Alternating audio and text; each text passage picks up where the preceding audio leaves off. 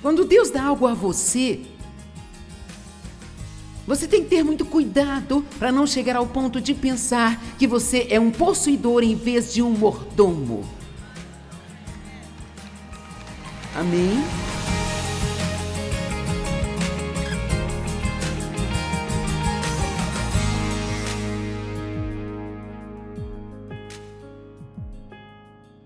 O perigo da vontade própria. Lucas 12:16.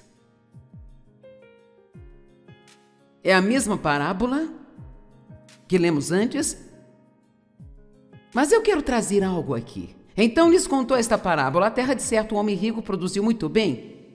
Ele pensou consigo: o que vou fazer? Não tenho onde armazenar minha colheita. Já sei o que farei: vou derrubar os meus celeiros e construir outros maiores, e ali guardarei toda a minha safra e todos os meus bens. E direi a mim mesmo: tenha uma boa vida. Você tem o suficiente para muitos anos.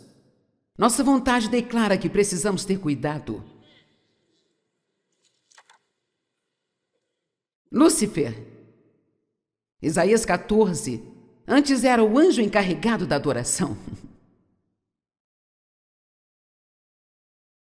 E em Isaías 14, verso 12 diz: como você caiu dos céus, ó estrela da manhã, filho da alvorada? Como você foi atirado à terra, você que debilitava as nações.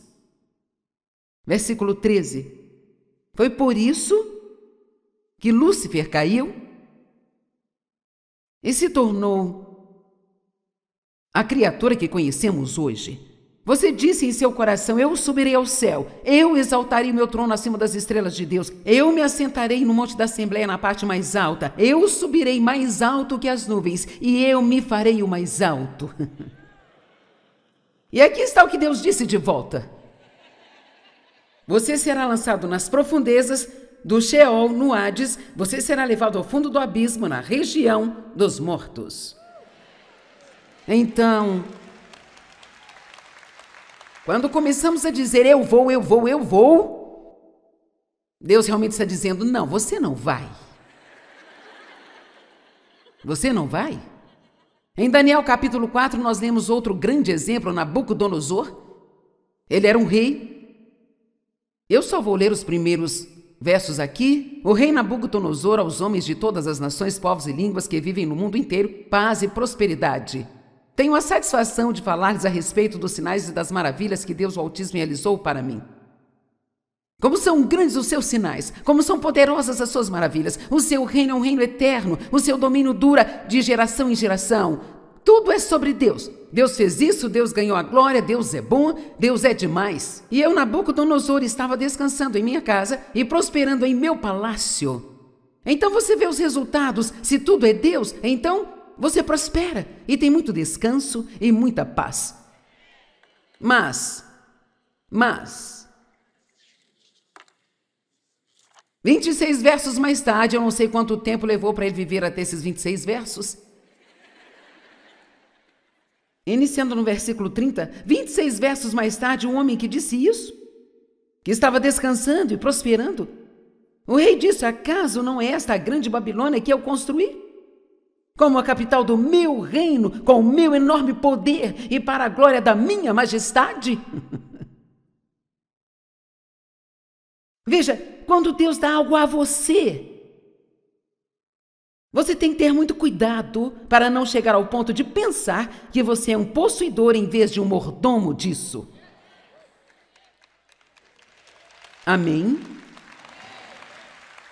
Seja lá com quanto dinheiro Deus abençoou você não é dono dele.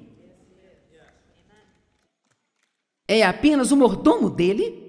E Deus espera que você faça com ele o que ele te diz para fazer, não apenas o que você quer. Se você tem uma posição de autoridade na empresa onde você trabalha, você tem poder, mas você não tem poder para maltratar as pessoas. E nem o poder de obrigá-las a fazer o que você quer que elas façam, porque você é o chefe. Você tem autoridade para ir lá e representar Deus para elas e tratá-las da maneira que Jesus as trataria. Amém? Pessoas com poder muitas vezes abusam desse poder Eu posso também dizer que provavelmente, frequentemente, as pessoas com poder abusam desse poder, porque elas pensam que elas são poderosas e que podem fazer o que elas quiserem fazer. E há alguns até que, sabe, tem pastores que eu conheço, os quais nós não vamos dizer os nomes, que tiveram grandes quedas públicas. E eu falar pessoalmente com eles, o que eu não fiz, mas alguém me disse isso, que o que eles dizem é: como eu saí de lá e vim parar aqui? Como isso aconteceu? Uma vez que as coisas estavam indo tão bem e tudo estava certo, eu estava ajudando as pessoas, eu tinha alegria e paz e Deus estava me prosperando. E um deles disse: eu cheguei ao ponto onde eu tinha tanto poder que eu senti como se eu pudesse fazer qualquer coisa que eu quisesse fazer. Agora veja, para alguns de vocês isso é apenas uma história sobre outras pessoas, mas eu não quero que esta seja a sua história. Eu não quero que esta seja a minha história. E sabe, estar com Deus é um trabalho de tempo integral. Na verdade, é um trabalho de tempo integral. Acorde, cristão dormião, que levante-se dos mortos. Paulo disse em Efésios: acorde, esteja alerta, fique acordado, vigie e ore. Sabe por quê? Porque o diabo está vivo e muito bem, sabia? E se você pensa que ele não pode usar coisas e dinheiro para enganar você, você tem outra coisa para aprender. Eu me pergunto quantos cristãos incríveis começam a ser promovidos no trabalho e ganham um grande salário e agora, de repente, eles têm que comprometer os seus valores morais para manter esse emprego. Vamos lá.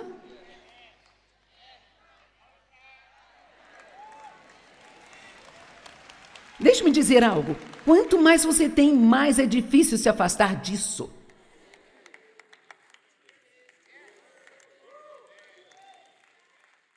Alguém vai absorver alguma coisa disso hoje? Você diz: Joyce, eu queria que você pregasse sobre o quanto Deus quer me abençoar. Eu posso fazer uma pausa e fazer isso se você quiser?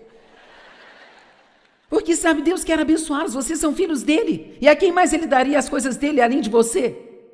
Veja, a Bíblia diz em 3 João 2, amado, desejo que tudo te vá bem, que você prospere e que tenha saúde, assim como é próspera a sua alma. Eu quero que você tenha tudo que você consiga lidar, sendo ainda espiritualmente maduro e tendo-me em primeiro.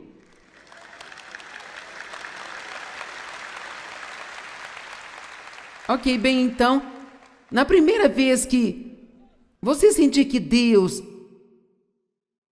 está pedindo a você alguma coisa, algum dinheiro que você separou para algo, ou sabe, o dinheiro que você escondeu na sua carteira, ou o dinheiro que você tem. Nós não gostamos de ter um pouquinho de dinheiro escondido em algum lugar que ninguém sabe. Nós gostamos de dobrá-lo e colocar em algum lugar, e isso é o meu dinheiro. Mas sabe o quê? Deus gosta de entrar nesta parte da sua carteira às vezes. Ou se ele pedir que você doe alguma das suas coisas favoritas, hoje, são testes, e se você perceber que não pode fazê-lo, é melhor você pisar no freio. Temos que vigiar a nós mesmos. Tem alguém aqui? Você tem que vigiar a si mesmo. No último inverno eu comprei uma capa. Era tão linda. Ah, meu Deus. Era apenas uma dessas que você joga assim, ela fica assim tão... Sabe, ela era assim... Parecia uma capa de uma pequena e fofa Cinderela e tinha uma gola maravilhosa descendo assim. Era muito linda. E em todo lugar que eu ia, isso é muito lindo, isso é tão lindo. Então, fui à loja de um casal que conhecemos e eu nem mesmo conhecia essa senhora muito bem de verdade, mas ela era muito legal. E eu... onde você conseguiu isso? Eu tenho que ligar e ver se eles têm uma outra. E ela ligou e eles não tinham outra e não teriam outra para ela. E então, claro, é claro...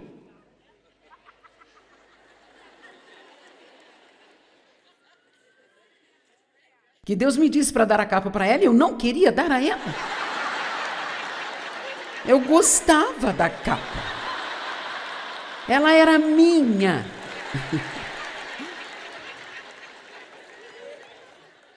Mas sim, eu dei a capa a ela.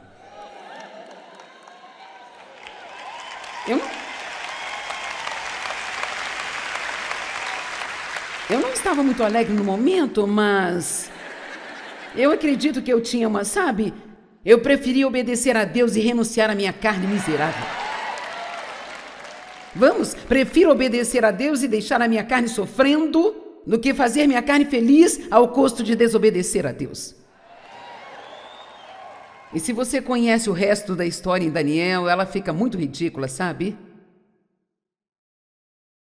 Versículo 31. As palavras ainda estavam nos seus lábios quando veio do céu uma voz e disse: isto é o que está decretado para você, rei Nabucodonosor, sua autoridade real lhe foi tirada. Então, quando ele dava glória a Deus, tudo era sobre Deus. Deus fez isso, Deus fez aquilo, ele estava prosperando em seu palácio, estava em paz. 26 versículos mais tarde, ele se encheu um pouco mais de si. Agora tudo foi feito e é feito dele. Sabe, eu tento ser muito cuidadosa na minha vida sobre dizer meu ministério. Meu nome pode estar na porta, mas não é o meu ministério. Amém? Deus me deu e Ele pode tirar de mim mais rápido do que Ele me deu. Porque eu posso te garantir, subir a escada do sucesso leva muito mais tempo do que cair dela. Isso pode acontecer realmente rápido. E a única maneira que eu conheço de impedir isso de acontecer é você, todos os dias, resistir à tentação de deixar qualquer coisa que não Deus ser o primeiro em sua vida. Amém? Isso é bom para nós todos. Agora, há mais um jovem na Bíblia chamado jovem rico. Mateus 19, verso 16, eis que um homem se aproximou. Ele perguntou: mestre, o que de excelente, perfeito e essencial farei eu de bom para ter a vida eterna? Respondeu-lhe Jesus: por que você diz assim? O que de excelente, perfeito e essencial e bom há? Somente um que é bom, e este é Deus.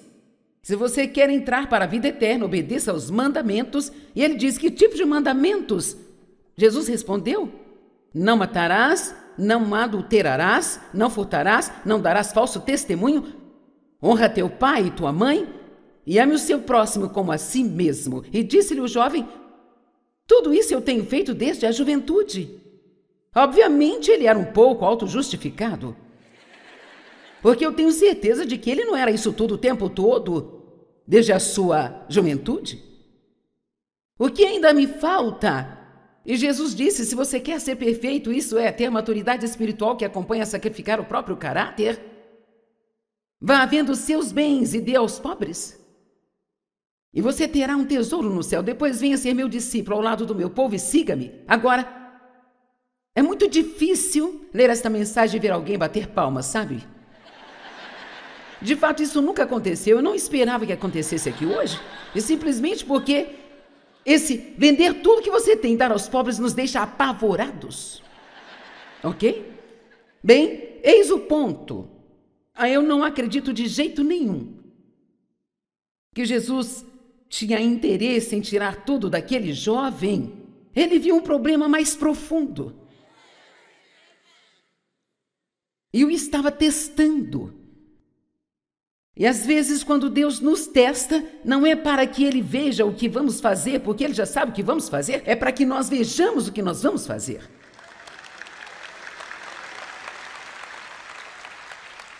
Então, na próxima vez que Deus pedir que você faça algo que você não quer, preste atenção em como você age. Mas quando o jovem ouviu isso, ele ficou triste, angustiado e com muito estresse, porque ele tinha grandes posses. Agora,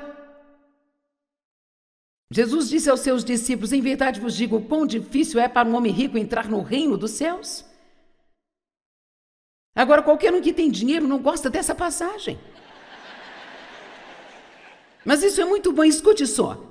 E novamente disse ele, lhes digo ainda, é mais fácil passar um camelo pelo fundo de uma agulha do que um rico entrar no reino de Deus. Nós temos esta imagem de um camelo tentando passar no buraco de uma agulha, e nós sabemos que isso é impossível. Mas então ali vai dizer que o que é impossível para o homem é possível para Deus. Ele está dizendo que um homem rico pode entrar no céu, mas apenas com muita ajuda de Deus. Agora aqui está o que você pode não saber. Em Jerusalém havia muitos portões para entrar na cidade, e um deles se chamava o buraco da agulha. E era um portão estreito, não era muito alto, sabe? Eu não sei o quanto, mas não era alto. E muitas das coisas que eram levadas para aquelas cidades ali vinham nas costas dos camelos. Bem, havia apenas uma maneira de o camelo passar por aquele portão. Ele deveria ficar de joelhos e se arrastar para poder entrar por ele. Alguém aqui é inteligente o bastante para entender essa mensagem? A única maneira de um homem rico entrar no céu é se ele viver de joelhos.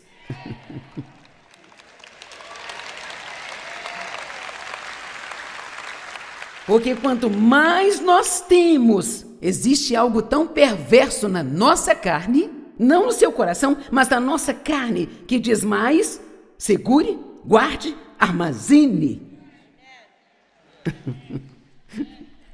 Amém?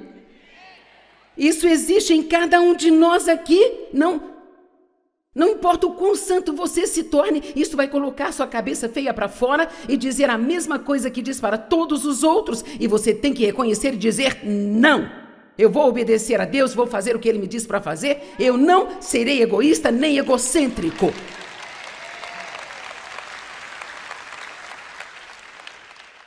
Agora, algumas histórias, nós gostamos de histórias, então eu não preciso contar parábolas, eu apenas falo sobre minha vida. E então, esta é uma pequena pulseira de strass. Alguém me deu isso alguns anos atrás e... ou eu simplesmente amei, eu achava a coisa mais linda. Eu não sei se ainda posso colocá-la bem, eu tenho que fazer assim, mas... você não pode ver, mas esse fecho é como... faz um pequeno laço e apenas... é tão bonito, tão lindo. E eu a usei muito e eu gostava muito dela, até que Deus me incomodou para dá-la a uma das garotas da equipe de adoração. Bem, eu não queria dar, eu gostava dela. Veja, aqui está. Se você dá alguma coisa velha do seu armário que você já parou de usar, você não está doando. Na verdade, isso não se qualifica como dar, sabe? Alguém está te fazendo um grande favor ao tirar isso das suas mãos. Só se torna doação quando você sente. Você precisa sentir um pouquinho, ok? Foi por isso que a viúva que deu suas poucas moedas, ela sentiu. O sujeito rico que jogou um pouco de dinheiro, ele deu mais do que ela em quantia, mas muito menos do que ela aos olhos de Deus, porque ele não sentiu que havia dado. O rei Davi estava em um momento em que ele precisava fazer sacrifícios a Deus, era tempo de fazer sacrifícios a Deus, e ele estava viajando e não tinha um lugar para fazer isso, e ele queria comprar um campo de um rei local para fazer esses sacrifícios. E o rei disse: ah, não, Davi, você não vai comprar isso? Eu vou dar a você tudo que você precisar. E Davi disse: não, eu vou pagar por isso, eu não darei ao meu Deus algo que não me custe nada.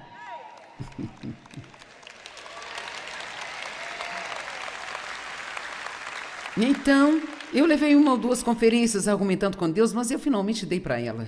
Quero dizer, eu dei todos os tipos de desculpas. Ela fica melhor com dourado do que com prata, ela é magra, vai ficar muito grande para ela, todos os tipos de desculpas. E então ela usava em todas as conferências e eu tinha que vê-la usando.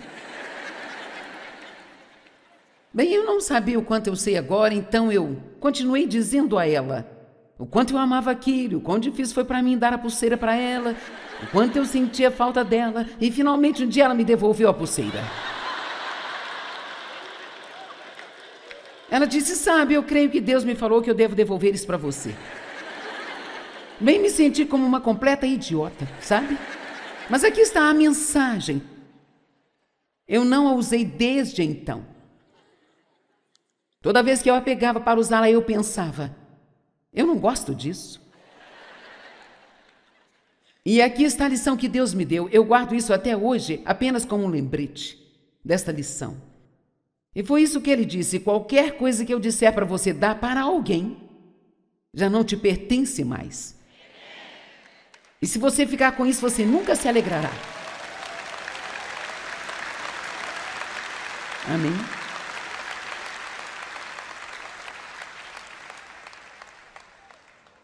Então eu peguei a pulseira de volta, mas perdi a minha alegria. Porque eu sabia que eu tinha sido ridiculamente imatura. E deixei que algo como um amontoado de strass, que não significam nada, me fizesse desobedecer a Deus. Agora eu tenho outro exemplo para você. O vestido vermelho. Este vestido tem cerca de 37 anos. E ele ainda cabe em mim.